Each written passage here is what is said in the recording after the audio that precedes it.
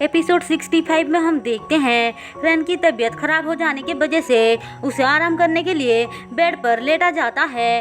हान जुंग को समझाता है कि उसे अपनी मॉम को माफ कर देना चाहिए। चियोन भी यही बात बोलती है। उन दोनों के समझाने पर फाइनली जुंग उसे माफ कर देती है और कहती है प्लीज मॉम मुझे फिर से छोड़कर मत जाओ। अब दोनों माँ बेटी के बीच सब कुछ सही हो जाता है। वहीं दूसरी तरफ रेन कितना भी ट्राई कर लेती है लेकिन फिर भी चियोन की तरह सोया सॉस नहीं बना पाती है। बनाती भी कैसे, वो फेक जो था। इसलिए वांग उस पर बहुत गुस्सा करता है और उसे धमकी देकर बोलता है अगर उसने सही से नहीं बना पाया तो वो उसको छोड़ेगा नहीं। रेन मुंह लटका कर वहाँ से चली आती है। फिर वो एक आदमी को फोन करके बोलती है मैंने जो डायमंड्स खरीदा था वो कब तक मिलेगा। वो आदमी कहता है थोड़ा टाइम लगेगा। दरअसल रेन चियोन के पैसों से वो डायमंड्स खरीद कर रखी थी। वो अपनी मॉम से कहती है अगर डायमंड हमें मिल जाएंगे तो हम यहाँ से निकल जाएंगे और अच्छी लाइफ जिएंगे। हम देखते हैं उनकी सारी बातें है सुन रही थी। उसने वहाँ पे लिसनिंग डिवाइस रख दिया था लेकिन इस बारे में रेन को कुछ भी पता नहीं था। अब जुंग रेन बनकर और है रेन की मॉम बनकर वहाँ पे जाते हैं जहाँ से रेन डायमंड लेने वाली थी। हम देखते हैं हान का सेक्रेटरी जानबूझकर रेन को जाने नहीं दे रहा था।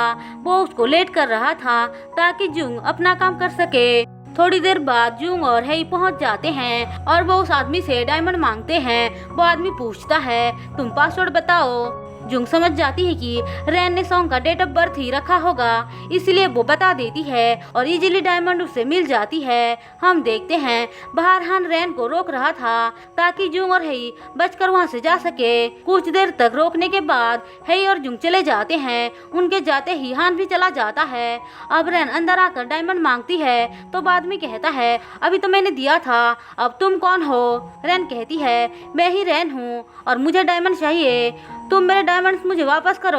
वो आदमी कहता है तुम्हारे डायमंड्स तो ले चुके हैं। अब रेन को याद आती है इसलिए हान उसको रोक रहा था। उसको ये बात सुनकर बहुत गुस्सा आता है और वो सीधे जुंग के पास आकर लड़ने लग जाती है और डायमंड मांगती है। जुंग कहती है वो सारे डायमंड्स मेरी ग्रैंड माँ की थी जो तुमने चुरा लिया था, अब मैं तुम्हें कभी वापस नहीं करूंगी।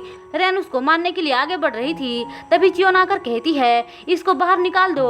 अब दो आदमी आकर उसको बाहर निकाल देते हैं। वो अपनी मॉम के पास आकर सब कुछ बताकर बहुत रोती है। हम देखते हैं अब जुंग के साथ और बाकी सबके साथ खुशी खुशी रहने लग जाती है। जुंग को तो यकीन नहीं हो रहा था कि उसने अपनी मॉम को ढूंढ निकाला है। वो लोग वहाँ पे खुशी खुशी डिनर कर रहे थे लेकिन रेन चुप नहीं बैठती है। वो जानबूझकर एक आर्टिकल लिखती है जिसमें उसने लिखा था कि हान और जुंग का अफेयर चल रहा था इसलिए वांग ने जुंग को डिवोर्स दे दिया। अब ये खबर जैसे ही बाहर निकलती है जुंग को सारे लोग हेट करने लग जाते हैं पर उस टाइम पे भी हान उसके साथ खड़ा रहता है। हेई को डिवाइस की मदद से पता चल जाता है कि रेन ने सब कुछ किया है इसलिए वो सोचती है रेन मैं तुम्हें नहीं छोड़ूंगी, तुम्हें सबक सिखाना ही पड़ेगा। ऐसा बोलकर वो सारी को बुलाती है। वो सारे मिलकर एक फेक शो अरेंज करते हैं जहाँ पे रेन आती है। वो बड़े ही स्टाइल मारकर वहाँ पे आ रही थी। वो सबके सामने ऐसे एक्टिंग कर रही थी जैसे कि वो बहुत बड़ी शेफ है। लेकिन तभी वहाँ पे चियोन का वीडियो प्ले होने लग जाता है जहाँ पे चियोन बता रही थी कैसे रेन ने झूठ बोलकर उसको मारने की कोशिश की थी और उसकी ग्रैंड डॉटर बनने का भी नाटक किया था। वो एक फ्रॉड है। जो बात सुनते ही सारे लोग गुस्सा करने लग जाते हैं। तभी जुंग रिकॉर्डिंग भी प्ले कर देती है जिसमें रेन सीन को धमकी दे रही थी। उसकी मदद से सबको पता चल जाता है कि रेन ने जुंग के बेबी को बदल दिया था। उसकी सारी सच्चाई जानने के बाद सब लोग उस पर चीजें फेंकने लग जाते हैं और उसको हेट करते हैं। जुंग को तो वो सब देखकर बहुत मजा आ रहा था। हम देखते हैं रेन वहाँ पे बैठकर बहुत रो रही होती है। उसने जो किया था उसकी सजा तो उसे मिलकर ही रहेगी। अब धीरे धीरे उसे सब कुछ मिल रही है और इसी के साथ एपिसोड 65 खत्म होता है। दोस्तों अगर आपको मेरी एक्सप्लेनेशन पसंद आई हो तो चैनल को सब्सक्राइब और वीडियो को लाइक जरूर कर देना।